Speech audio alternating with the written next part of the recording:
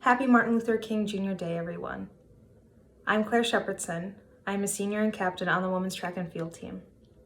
Today we have the opportunity to celebrate the life and work of Martin Luther King Jr., a Southern minister and a pivotal leader in the civil rights movement of the 50s and 60s. On what would have been his 92nd birthday, we should affirm his importance, connect with his ideas, and recommit ourselves to his vision for our collective future. Martin Luther King's presence in the civil rights movement could be described as the right person at the right time. His ideals were to bring change to society through nonviolent protest and civil disobedience.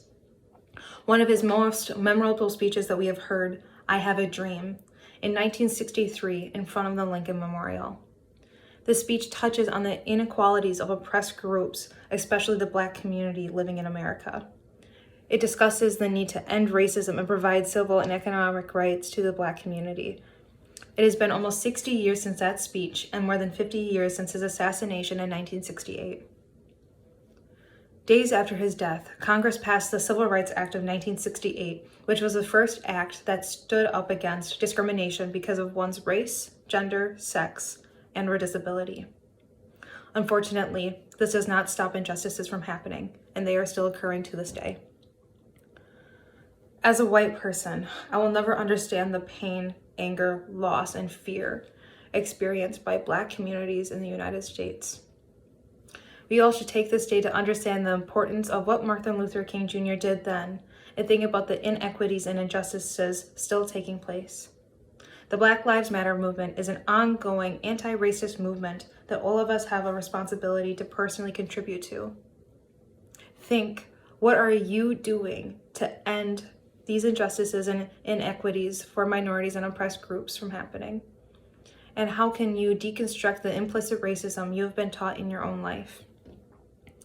We have a motto that we are champions in school, in sport, and in life.